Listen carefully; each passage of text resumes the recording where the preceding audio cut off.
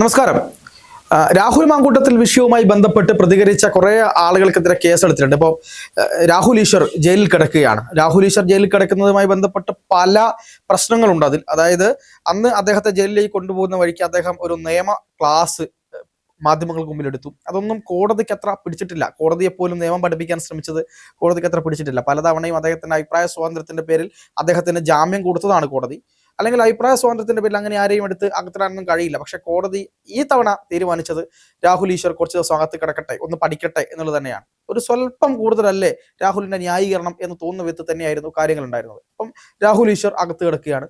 സന്ദീപ് വാര്യർ യഥാർത്ഥത്തിൽ ഇരയുടെ ചിത്രം വെളിപ്പെടുത്തി എന്നൊക്കെ പറഞ്ഞാണ് സൈബർ സഖാക്കൾ വലിയ പ്രചാരണം നടത്തുന്നത്. പക്ഷെ സന്ദീപ് വാര്യർ അങ്ങനെ ചെയ്തിട്ടില്ല. സന്ദീപ് വാര്യർ ചെയ്തത് എന്താ? അദ്ദേഹം ഒരു പോസ്റ്റ് ഇട്ടു. ഞാൻ വർഷങ്ങൾക്ക് മുമ്പ് ഇവരുടെ കല്യാണത്തിൽ പങ്കെടുത്തിരുന്നു എന്ന് പറഞ്ഞുകൊണ്ട് ഒരു പോസ്റ്റ് ഇട്ടു. അതിനുശേഷം അദ്ദേഹം പിന്നീട് വീണ്ടും ഒരു പോസ്റ്റ് ഇട്ടു.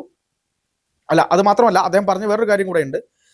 ഈ പറയുന്ന ആളുമായി ബന്ധപ്പെട്ട് ഇവരുടെ വിവാഹത്തിന് ഞാൻ പങ്കെടുത്തതാണ്, അവർ വിവാഹമോചിതരായിട്ടില്ല, ഇപ്പോഴും വിവാഹമോചിതരല്ല, എനിക്ക് അറിയാവുന്ന ആളുകളാണ് എന്നാണ് അദ്ദേഹം പറഞ്ഞത്. അല്ലെങ്കിൽ എൻ്റെ മനസാക്ഷി എന്നോട് വലിയ നിലയിൽ എന്താണ് എനിക്ക് കുറ്റബോധം ഉണ്ടാവും, അല്ലെങ്കിൽ മനസാക്ഷിയുടെ മുമ്പിൽ ഞാൻ തെറ്റുകാരനാവും എന്നാണ് സന്ദീപ് വാര്യർ പറഞ്ഞത്. അതിനുശേഷം അദ്ദേഹം വീണ്ടും ഒരു പോസ്റ്റ് ഇടുന്നു. ആ പോസ്റ്റിൽ ലക്ഷ്മി പത്മ എന്ന് പറയുന്ന മാധ്യമപ്രവർത്തക, അവരെ അറിയാമല്ലോ, രാഹുൽ മാങ്കൂട്ടവുമായി ബന്ധപ്പെട്ട കേസിനകത്ത് ഈ പരാതിക്കാരിയെ ഒക്കെ കാണുകയൊക്കെ ചെയ്ത ചില ആരോപണങ്ങളൊക്കെ നിൽക്കുന്ന ആളാണ് ലക്ഷ്മി പത്മ എന്ന് പറയുന്നത്. നമ്മൾ ഉന്നയിച്ച ആരോപണമല്ല, സൈബർ മേഖലയിലെ ആളുകളൊക്കെ ഉന്നയിക്കുന്ന ആരോപണമാണ്. അവരെന്തായാലും ഈ വിഷയത്തിൽ ഇടപെട്ടിട്ടുണ്ട്, അവരെ കണ്ട കാര്യങ്ങളൊക്കെ പറഞ്ഞിട്ടുണ്ട്, അതൊക്കെ ശരിയാണ്. ലക്ഷ്മി പത്മ വളരെ കൃത്യമായി രാഹുൽ മാങ്കൂട്ടത്തിനെതിരെ നിലപാടെടുത്ത ആളുമാണ്. ഞാൻ പറയുന്നത്, ഈ സന്ദീപ് വാര്യറുമായി ബന്ധപ്പെട്ട് ലക്ഷ്മി പത്മ സന്ദീപ് വാര്യരെ വിളിച്ച് പറയുന്നത്, നിങ്ങളിട്ട പോസ്റ്റിൽ ചില ആ പോസ്റ്റുമായി ബന്ധപ്പെട്ടിട്ട് വർഷങ്ങൾക്ക് മുമ്പ് അദ്ദേഹം ഇട്ട പോസ്റ്റ്, അതായത് ഞാൻ കല്യാണത്തിൽ പങ്കെടുത്ത പോസ്റ്റ് ഉണ്ടായിരുന്നു, അതിന്റെ അടിയിൽ പോയി കമന്റ് ഇട്ട് അത് കുത്തിപ്പൊന്തിക്കുന്നുണ്ട്, അതുകൊണ്ട് ആളുകൾക്ക് അവരെ തിരിച്ചറിയാൻ കഴിയുന്നുണ്ട് എന്ന തരത്തിലൊരു ഒരു സംഭവം പറഞ്ഞു. അങ്ങനെ പറഞ്ഞതിന്റെ അടിസ്ഥാനത്തിൽ സന്ദീപ് വാര്യർ പറഞ്ഞു, ഞാൻ ഇട്ടൊരു പോസ്റ്റുമായി ബന്ധപ്പെട്ട് ആരൊക്കെയോ പോയി കമന്റ് ചെയ്യുന്നുണ്ട്. ആ കമന്റ് എങ്ങനെയാണ് അതിൽ കമന്റ് ചെയ്യുന്നത് നമുക്കറിയില്ല, കാരണം എന്തെങ്കിലുമൊക്കെ തരത്തിൽ ഇത് പുറത്തു പോകുമല്ലോ. അങ്ങനെ പുറത്തു പോയതിൽ അറിയുന്ന ആരോ ആണ് ഈ കമന്റ് ഇട്ട് ഇത് കുത്തിപ്പൊങ്ങിച്ചത്. അല്ലാതെ സന്ദീപ് വാര്യർ ഇട്ട പോസ്റ്റിൽ അവരെ തിരിച്ചറിയുന്ന യാതൊരു കാര്യവുമില്ലായിരുന്നു. വർഷങ്ങൾക്ക് മുമ്പ് ഒരു കല്യാണത്തിൽ ഞാൻ പങ്കെടുത്തു എന്ന് പറയുമ്പോൾ ആ കല്യാണം ഏതാണ്, എത്രയധികം കല്യാണ ഫോട്ടോസ് ഉണ്ട് സന്ദീപ് വാര്യരുടെ വാളിൽ.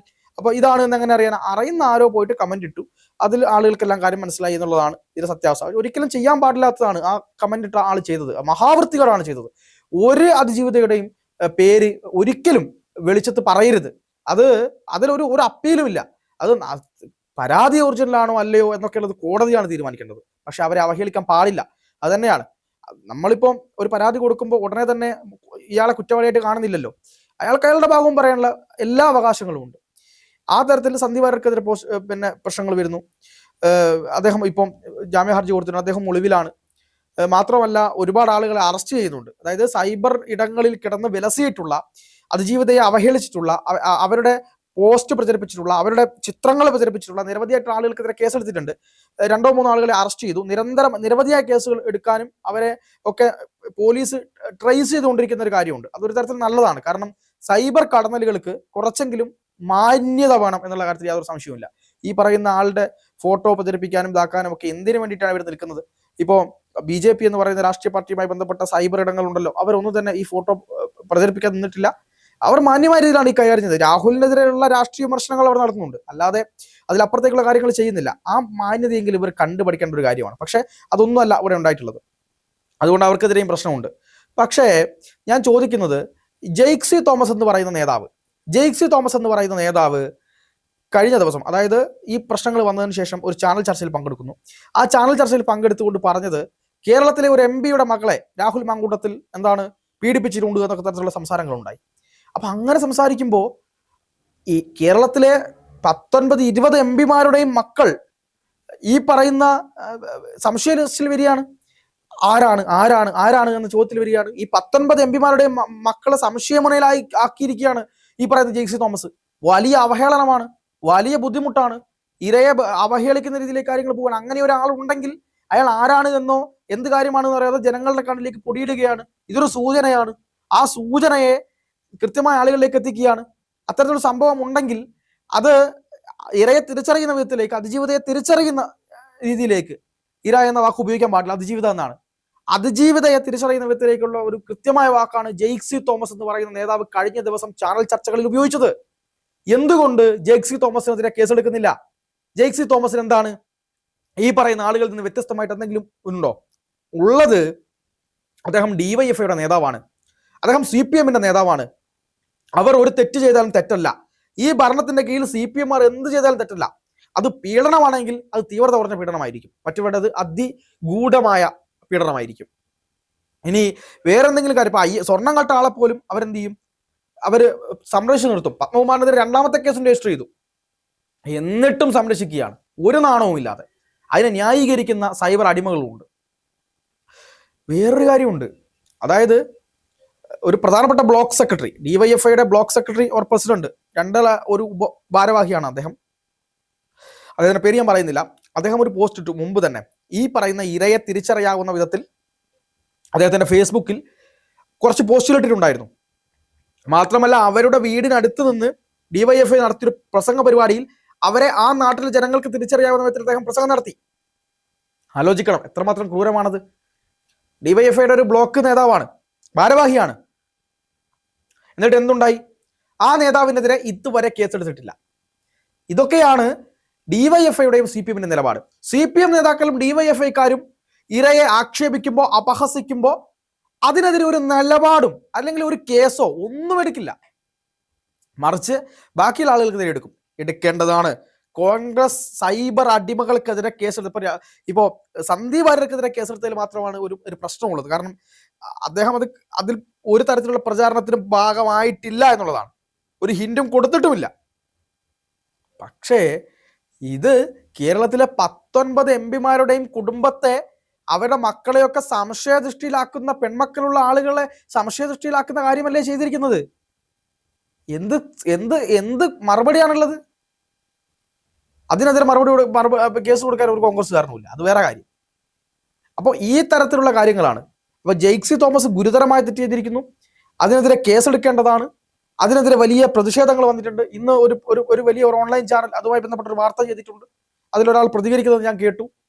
അപ്പോൾ ആ തരത്തിൽ ജെയ്സി തോമസ് ചെയ്തത് വലിയ തെറ്റാണ്. അതിനെതിരെ എന്തുകൊണ്ടാണ് കേസെടുക്കാത്തത്? ഇവിടെയൊക്കെ വായിക്കേണ്ട അല്ലെങ്കിൽ കൂട്ടിച്ചേർത്ത് വെക്കേണ്ട ചില കാര്യങ്ങളുണ്ട്. ഞങ്ങൾ എന്തും ചെയ്യും.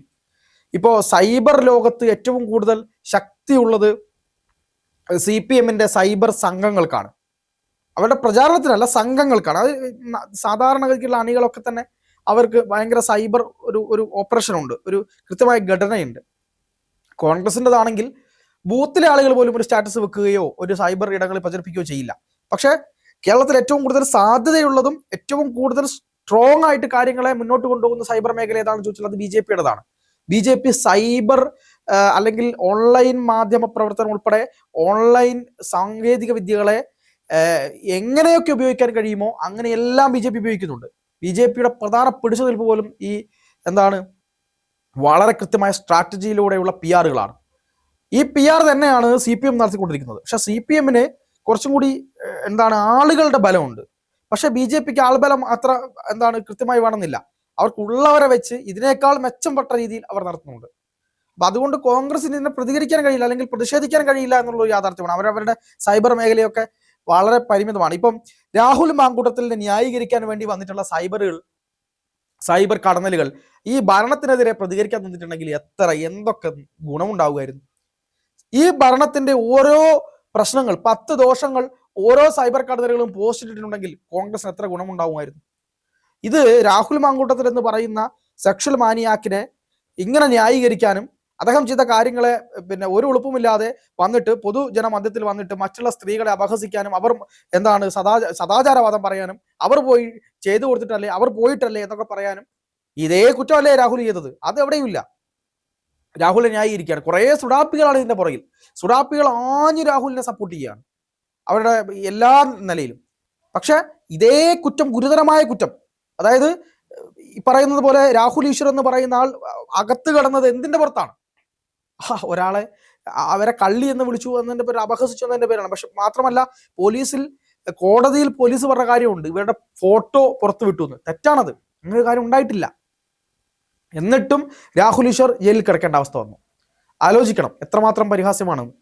പക്ഷെ രാഹുൽ ഈശ്വറിന്റെ ചില വാക്കുകളൊക്കെ മോശമാണ്.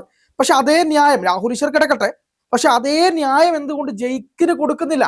അതേ നീതിയിൽ കേസെടുത്ത് ജയിക്കിന് അകത്തിരുന്നില്ല. ഈ പറയുന്ന ഡിവൈഎഫ്ഐയുടെ ബ്ലോക്ക് സെക്രട്ടറി ഉണ്ടല്ലോ, ബ്ലോക്ക് പ്രസിഡന്റ് ഉണ്ടല്ലോ, അവരെ എന്തുകൊണ്ട് അറസ്റ്റ് ചെയ്യുന്നില്ല? ഇതാണ് ചോദ്യം. ഇത് വലിയ തരത്തിലുള്ള ചോദ്യം തന്നെയാണ്. ഇരട്ട നീതിയാണ് കേരളത്തിൽ നടക്കുന്നത്. എല്ലാ കാര്യങ്ങൾക്കെതിരെയും നടപടി വേണം, പക്ഷെ അത് നീതിയുക്തമായിരിക്കണം. എല്ലാവർക്കെതിരെയും ഒരേപോലെ നടപടി എടുക്കണം.